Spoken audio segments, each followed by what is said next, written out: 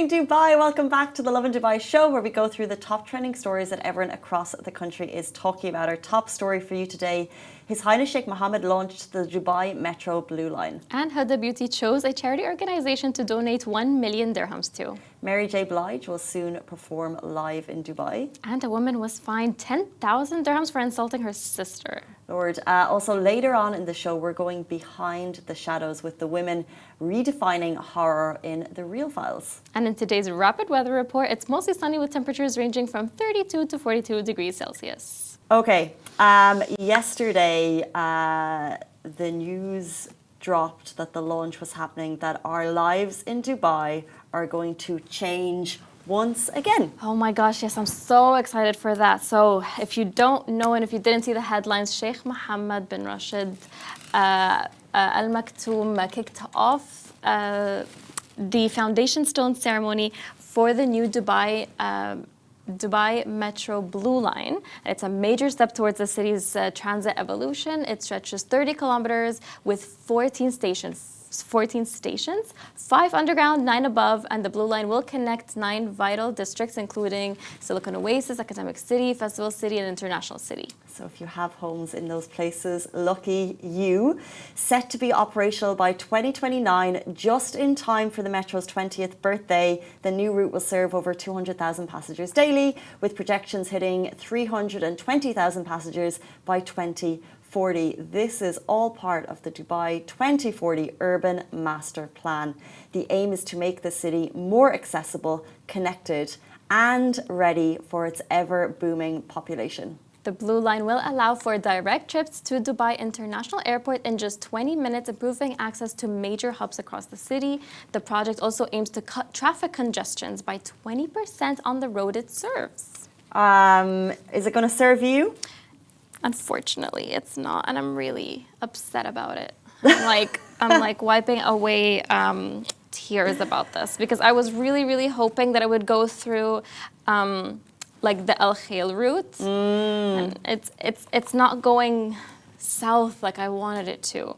I mean, I'm really glad that it's serving like these areas, which is, like I said, Festival City, International City, Academic City. Like, that's really good news for them. And there's a lot of stuff going on there, like Academic City, for example. Lots of universities over there. So really good news for them.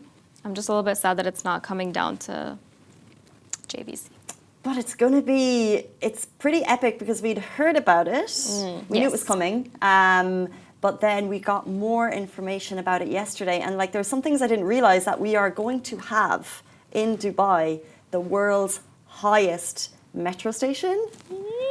That's exciting, honestly. And before you think about, can you advertise and call it the Farah? You cannot, because it's going to belong to Emaar. Oh, they already like called dibs on it. I believe the Emaar property station will be the world's highest metro station. It's going to be 74 meters high. It's going to be absolutely massive. Yes, 11,000 square meters, and that itself can take 160,000 passengers daily. Wow. So naming rights taken, but fair enough.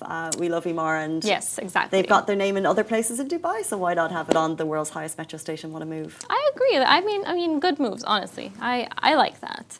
But if you didn't already know, there's going to be 2 routes on that one. So it's going to take you from, the first one's going to take you from Creek Interchange, which is the green line, the one that already exists in Al Jaddaf, and it's going to take you all the way through International City, to Dubai, Silicon Oasis, and Academic City. And then there's going to be a second one, which is going to stretch from Center Point, which is the red line. Again, the one that already exists. You can switch from there, and you can end up in International City 1. That's really nice. And the fact that it's going to be ready in time for the birthday, the 20th birthday. Nice. You know what's interesting is, it's great to have goals, and you don't achieve without goals. True. So if you don't have goals, and if you don't have a dream, you could be sitting here in 5 years in the same place, right? But the UAE is the perfect example of have a dream and make it happen. So if you've got a milestone birthday coming up, this like could put you in your place. Like, I'm going to turn 40 in 6 years, and I'm not going to like build my own metro, but maybe. Oh yeah, you should years, like set a set like a metro style goal for 5 years, because Yeah. they only happen when you put them in place. And I don't know, the city just shows you, like, they make these massive plays and these massive moves and pull them off, and it's so inspiring. Honestly, yeah, I agree. Like we should all do the same thing. Build our metro. Build your metro. Build our own personal metro. Speaking of inspiring, let's jump on to our fave beauty entrepreneur. Yeah, Huda Beauty. If you didn't know, Huda Qattan, she finally chose the charity organization to donate the 1 million dirhams to, and it's to celebrate becoming 100% independent and to mark the occasion of Eid al-Adha. So if you didn't know already, Huda Beauty asked the followers to nominate a cause or organization that really deserves getting 1 million dirhams in donations, and thousands of comments came in, and last night she chose one. She picked the UN. Good. Yeah, most of the comments were asking Huda to donate any cause primarily that will aid Gaza, and she chose the United Nations Agency for Palestine Refugees, which is the UNRWA.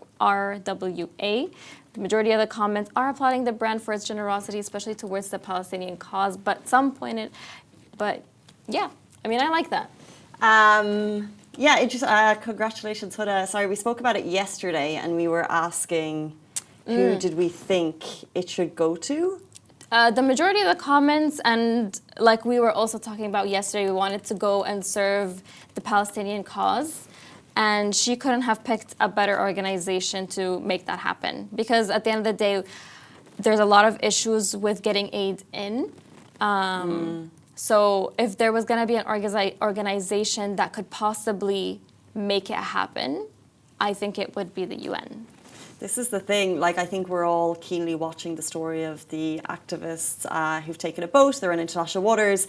They're in a vessel that's got a British flag, and they're doing a kind of a purposeful movement to bring a small amount of essential supplies, such as foods, into Palestine. Greta Thunberg, who's a well-known activist among others, is on the boat, and they have been apprehended. Yeah. And they're possibly by Israeli ships, and they're possibly going to be taken and then deported. And it's showing how difficult it is for aid of any movement and strength to get in to where it's needed.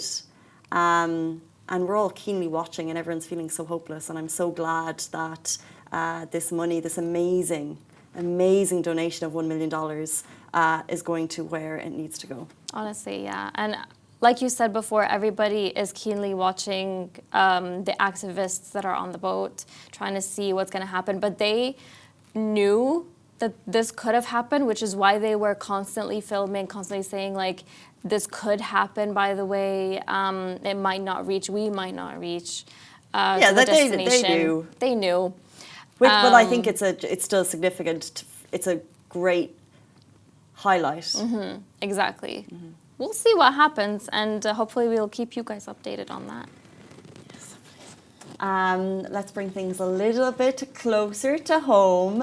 By the way, if you're watching on Instagram, yet again, we're going live with our OG method of the phone. If you want to see the full setup of the show, you'll find it on YouTube, Facebook. Yeah, anywhere. TikTok, Twitter. All of these things. But as always, we appreciate your listens. We also go live in podcast if you want to listen on your way home. Let's jump into something that's happening closer to home. Mary J. Blige will soon perform in Dubai. Dubai, get ready to groove. She is a global superstar. She is an icon. She is the queen of hip-hop soul, and she's set to perform live at the Coca-Cola Arena, Dubai, 24th of June. This marks the first time in over a decade that Mary J. Blige will take the stage in the UAE, making it a must-see event for fans across the region. Known for her powerful voice and deeply emotional performances, she's bringing decades of chart-topping hits and soul-stirring energy to Dubai for a one-night-only show. Since her debut in 1992, and this makes me feel so old because I grew up in her era with What's the 411. Blige has released 14 studio albums. She sold over 100 million records worldwide. Even when I say that, I'm like, sold 100 records, you know, it sounds older. Yeah. But she's also earned 9 Grammys, an Emmy, and 2 Academy Award nominations. She's an absolute legend. Her influence spans generations with tracks that you'll know and love, like Real Love, No More Drama, Family Affair, and With or Without You. Lovin Dubai is a proud media partner of this event. We're very excited about that. And it's happening at the Coca-Cola Arena in Dubai on the 24th of June. So you can get your tickets on Live Nation or Coca-Cola Arena. That's a tongue twister. So book now. This is going to be popping. I'd get your tickets. They will fly. And if you have been shunning social media recently and you want a little daily dose of Dubai news fresh to your inbox, you can get it every day via the Lovin Dubai newsletter. Exactly. You'll find the sign up link in our link in bio on Instagram. So sign up so you can get the news to your inbox. As we were reading through all of Mary J. Blige's songs, one of them was called Family Affair, and it made me think of this next story. Oh my God, yes. That we're about to jump into. This broke yesterday. A UAE woman was fined 10,000 dirham for insulting her sister. Ouch. Sisters, if you're watching, we'd love your thoughts on this one. How far do you go with sibling feuds? So an Allen court has ruled in favour of emotional damages in a heated family dispute to the tune of 10,000 dirham. The plaintiff claimed her sister used offensive, degrading words that hurt her dignity and reputation, and the court ruled in her favor. They said that even though they're family, words still matter. The court said insults between relatives can still cause harm, even if they're not as serious as those between strangers. So the ruling came from Alain's Civil, Commercial and Administrative Claims Court. It was based on a final criminal conviction issued already for the same incident, and this was reported on June 9 by Emirat Al-Youm. Taking your sister to court. Oh, man. I've had some serious bust-ups with my sister. I mean, yeah, hasn't everybody? Anyone who has a sibling, they've been through this for sure. But taking it to court is very next level. We have some comments. Okay, what do people think? People think, Amira in Dubai, if every time my sister insulted me and I took her to court, I would be a millionaire by now. Oh, man, okay. But I'm sure there's like a fine line where they would either rule in your favor or not, right? What's the line there? They're saying emotional damages. Look, on this one, we don't have the... We don't know what really happened, you know. Right. We're just hearing the court, and it's very shocking and surprising to hear that a sister brought a sister to court. But also, you don't have the ins and outs. We don't know the context. We don't know how they grew up. We don't know what the fight was. So let's just not judge that scenario. But I know in times I have felt so emotional about something, and if I were to make a split decision at that point and say, sister, you've hurt me, let's go to court. Oh, man. I might have, but if you look back on those moments now, they seem so insignificant, and you nearly laugh at those big fights.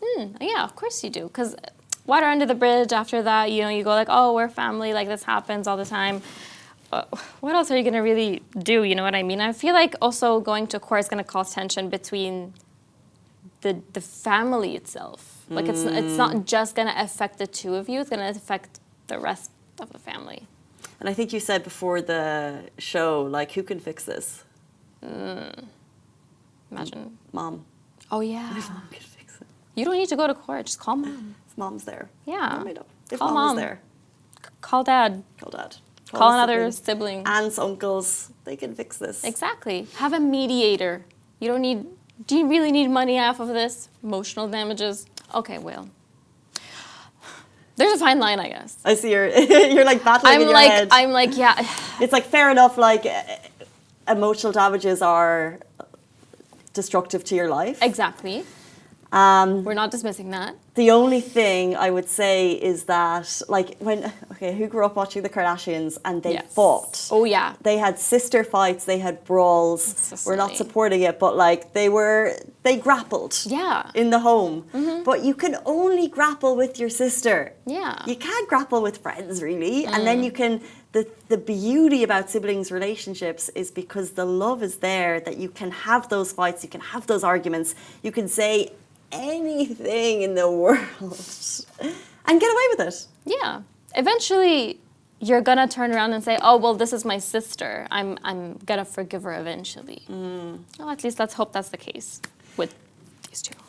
Yeah, and you do hope, like with family feuds, that they eventually mend. I think I heard Rihanna's dad passed, and Rihanna and her dad had a long relationship where they hadn't been in touch, and they had mended at the very end, Okay. which is nice. But it just family feuds can run deep, That's true. but blood runs deeper. You should always be there for your sisters, Yeah. your brothers, Agreed. your mums and your dads. I like that. Before the show, I was having a deep dive into the Real Files, and we have the creators behind it, the women redefining horror in the UAE and beyond.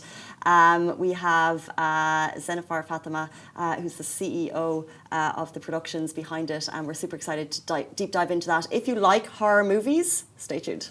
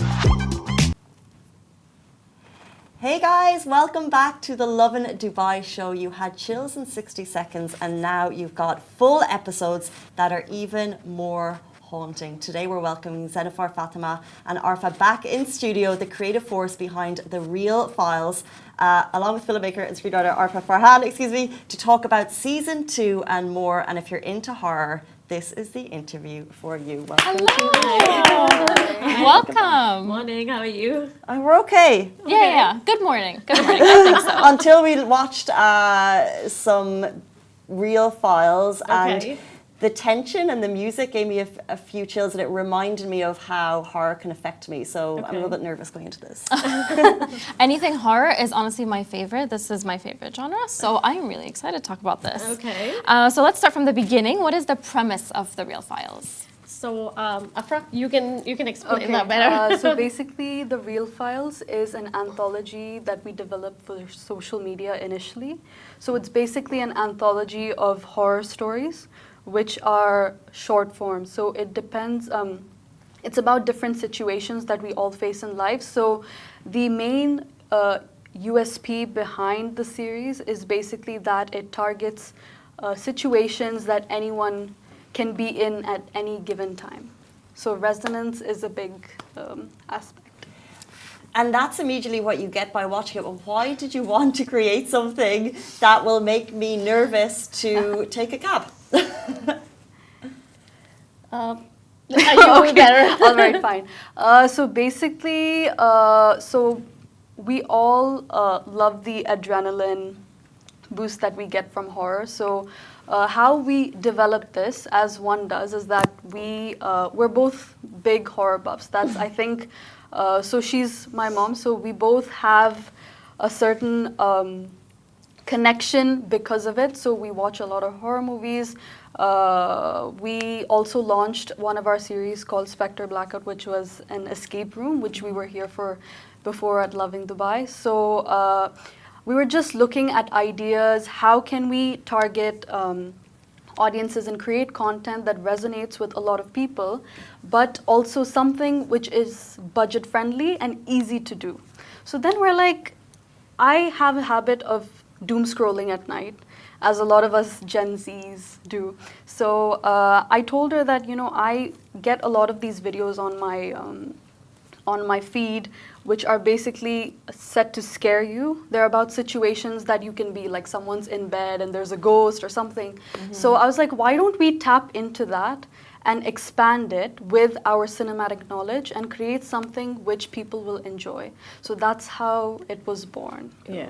And how did you turn something that was primarily, you can only see on Instagram Reels, turn into a full show and production on a TV network like C5? So actually what happened was The Real Files, when we did it in the Instagram, it really picked up. We didn't expect that it would really pick up so much because, see, a lot of people, they don't have enough time to, watch a big movie or something. So when we gave it like our main genre was under 60 seconds, to scare the people under 60 seconds. So that's when we thought, okay, let's go about it in Instagram. And when we went, we literally had like a lot of followers on the Real Files account, and people wanted more. They wanted to know what happens after that. The curiosity. So then we decided, okay, why don't we, speak to some OTT platforms? And they saw it, and they said, okay, we will put this under 1 minute. And I think they also got very good response. So we decided, okay, let's go a bit longer, So that's the reason we made it on a little bigger version on season 2 and a very big version for season 3.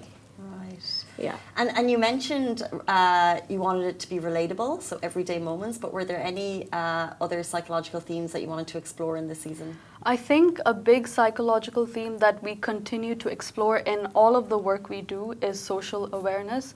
So we like to target different types of concepts that relate to humans, so greed, gluttony, all of these themes. Because the thing is, the edge of the seat need not be only horror, because if you see something which is emotional or which is like scary, both of them make you sit on the edge of the seat. So we will be exploring our stories behind all these genres as well. Yeah.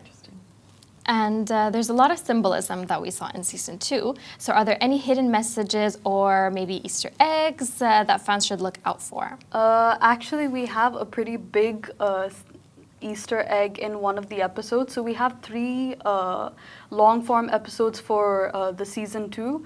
So in one of the episodes, which is basically about the danger of AI, so in that we had a bit of an Easter egg where the guy who's watching something on his laptop, he's watching our movie. So we had hidden, a lot of Easter eggs here and there. And also I think what is really important to note is that in the season 1, because we were only restricted to vertical, we had hidden all of these clues. We had to basically challenge ourselves to hide these clues in plain sight, but in such a small frame.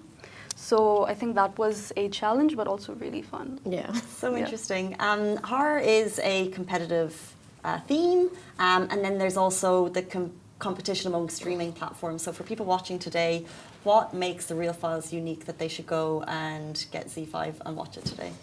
So I think the unique thing about Real Files is that it doesn't take much of your time. So if anybody's in, if they are in the metro or they are somewhere where they're getting bored, they could actually watch that, the scary part.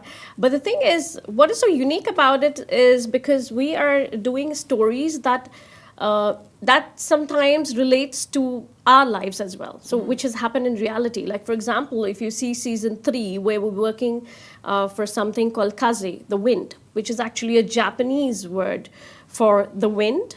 It's called kaze. So it's like a true story because the story is in the wind.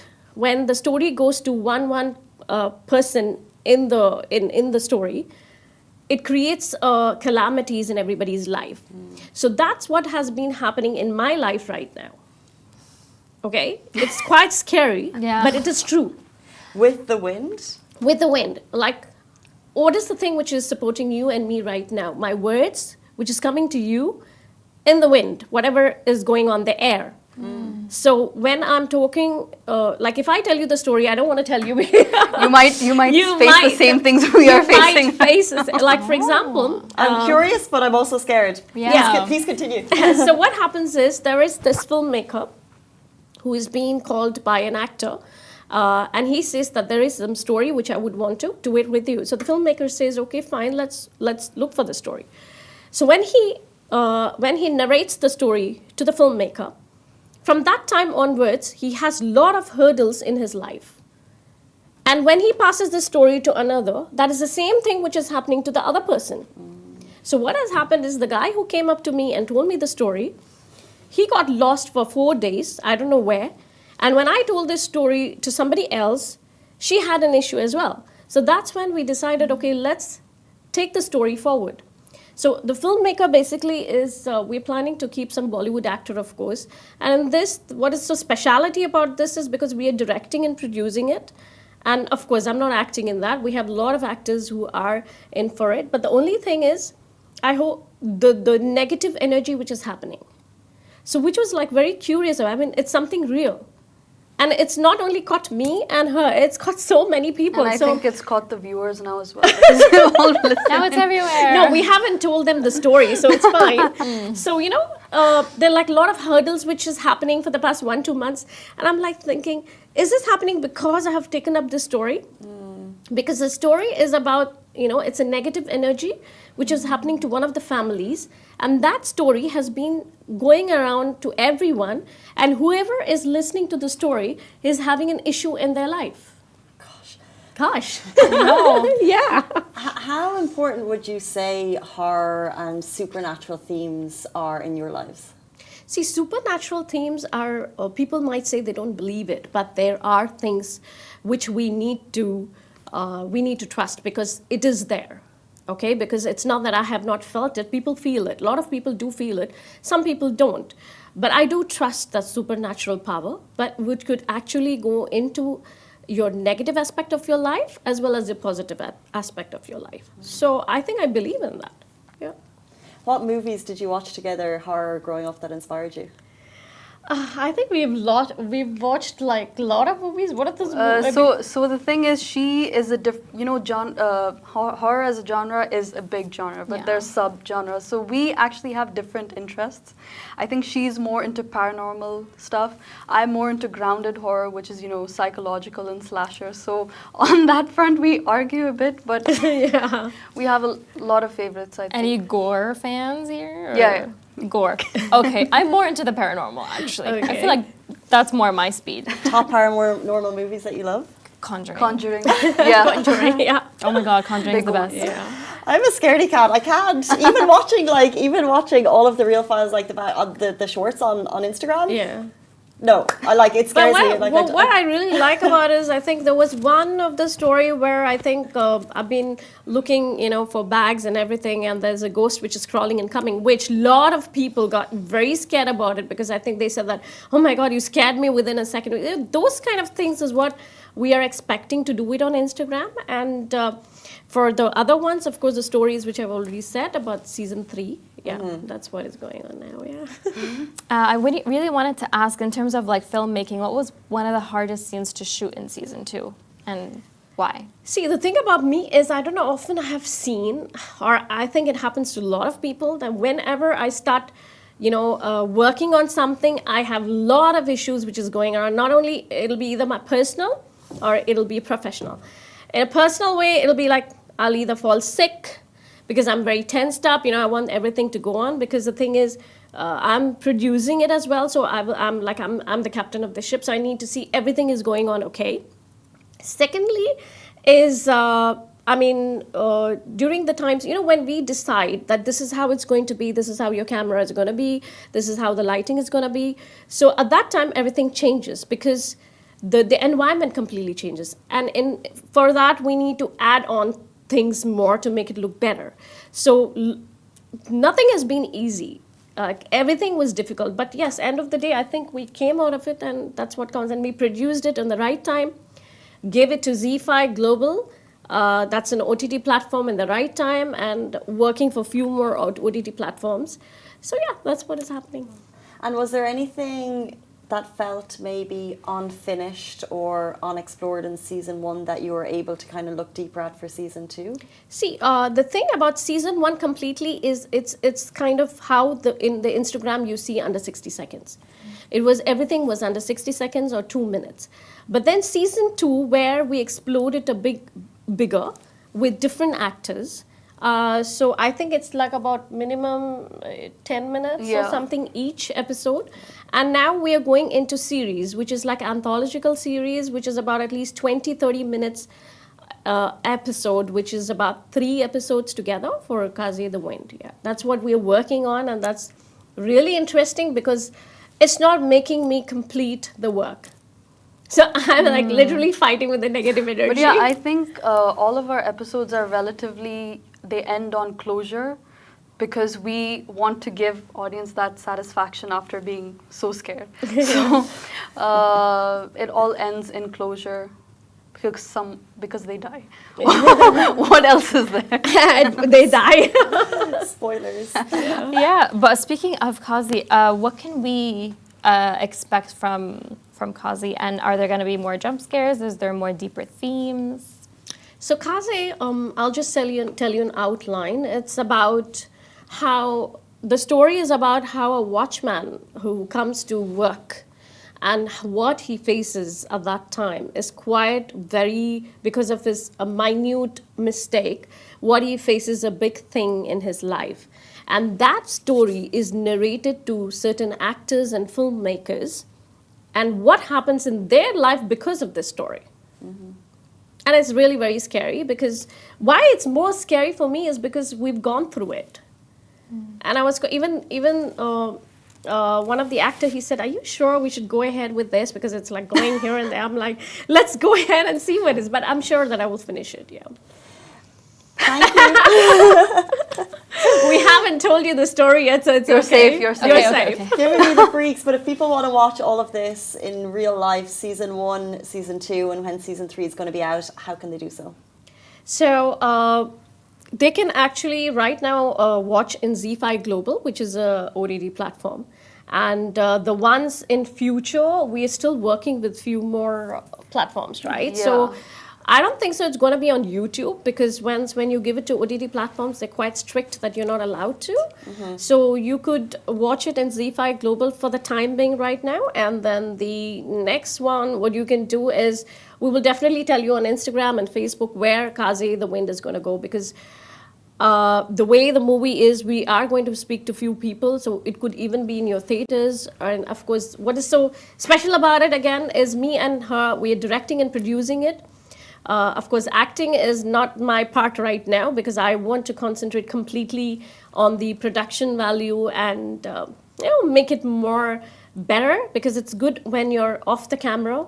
You can really concentrate on everything what's going on. Right. So yeah, so that's what is going to be special about it. And yeah. Yeah. Anything you want to say? No. That sums it up. Ladies, redefining horror, not just in the UAE, but internationally. That is Zenifar and Arfa Farhan. Thank you so much for joining us on the show this morning. Thank you. Thank you, Casey. And we'll see you back here tomorrow morning, same time, same place. Have a beautiful day. Bye-bye.